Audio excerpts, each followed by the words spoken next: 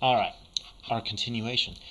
This is going to be our in-between video. So before we actually go into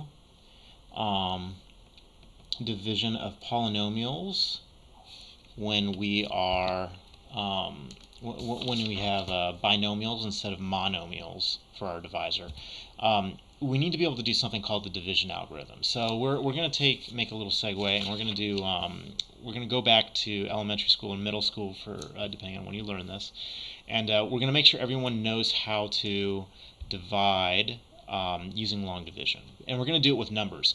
You guys in class received a sheet of paper, or received a small packet that looks like this. Okay. On the back side are the answers to the problems. There's 9 problems, so there's 2 sheets. There's 9 problems on each sheet with the answers on the back side. I'm going to make you guys practice this.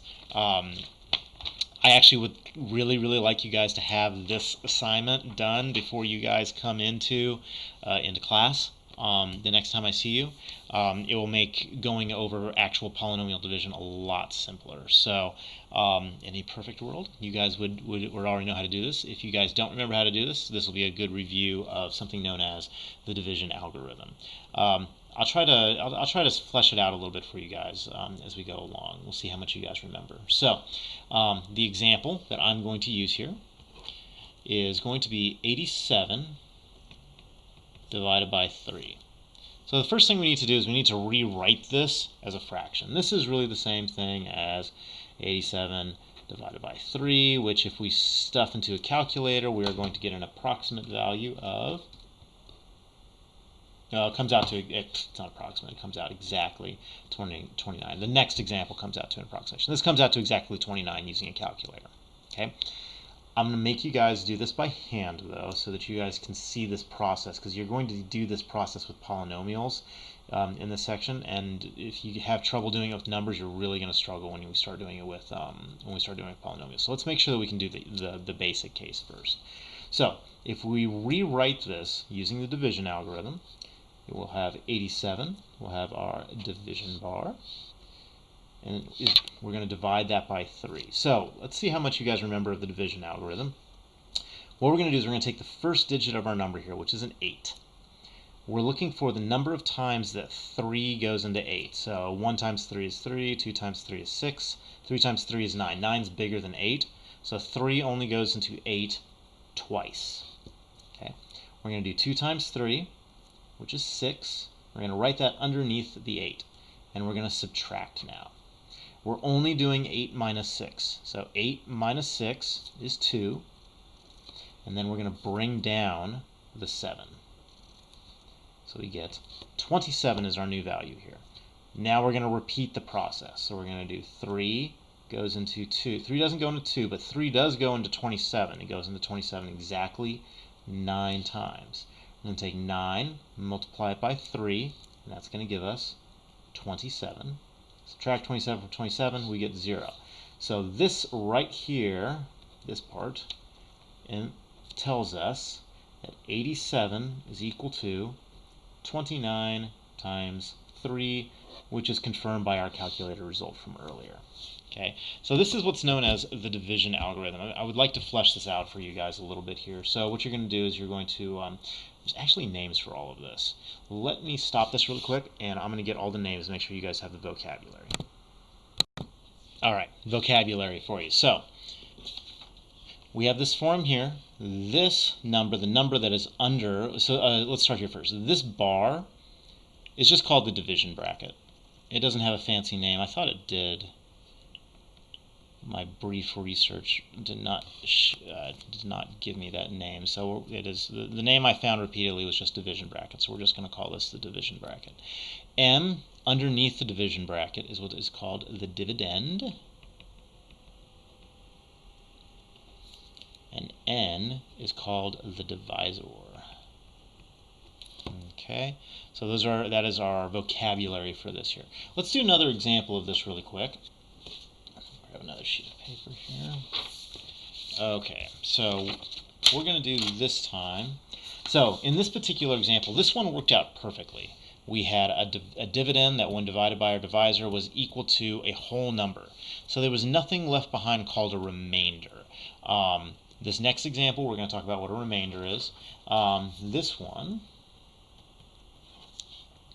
we're just going to add a couple numbers to our old one. We're going to do 3 divided into 89.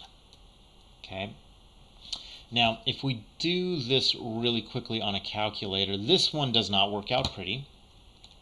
89 divided by 3 comes out to 29.66 repeating. Okay, that's not a pretty number. I know you guys love decimals and all that. This is actually a really, really ugly number. We don't want to work with, especially when we're doing polynomial division. This is not what we want to be working with. We want to be working with nice, clean numbers. We want things to work out really pretty and stuff. So this is not what we want to work with. So let's do our division algorithm. Again, we're going to take our divisor. So our first step here is divisor into largest decimal place. So the largest decimal place we have here is the tens. So we're going to take our divisor 3 and we're going to go into 8, which is in the tens position. So 3 goes into 8 again twice.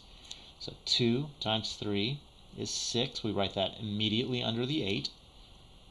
Okay. Divisor into largest decimal place. Okay.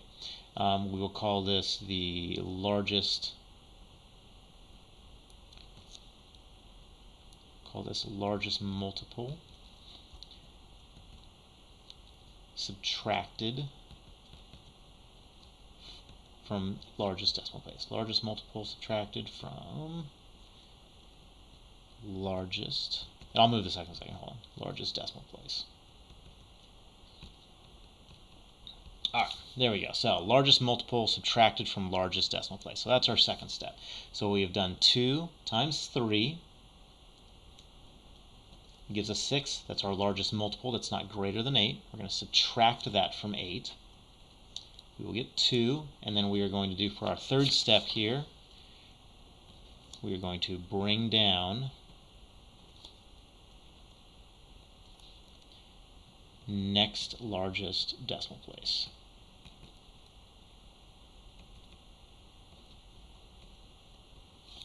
So we're going to bring down the next largest decimal place. In this case, it is the ones position, and we're going to bring down that. That gives us 9. So 3 goes into 29 9 times. 9 times 3 is 27. We will subtract that. That brings us to our so hold on, let's go back. When we bring down the next largest decimal place, once we do that, then we repeat process.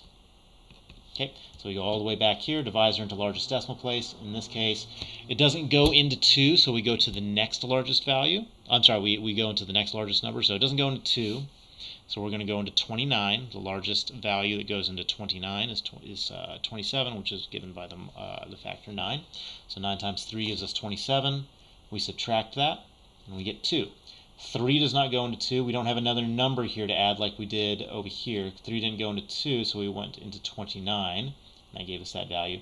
But there's no number for us to add on to here. So 89 divided by 3 is going to be equal to 29 remainder whatever this value is. And we put that here at the top as R2.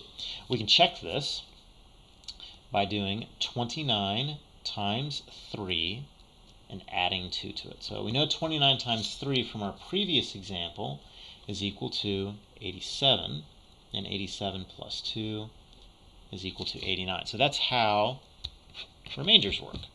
So you guys will need to be able to do this in order for us to move on. I'm going to stop the video here. If you guys are really confused and stuff, we'll bring it up in the next class. I would like you guys to try these 2 worksheets that I gave you guys after the test, and let's see what you guys can do with this. And then go ahead and watch the next video, and we'll try to get started on actual polynomial division.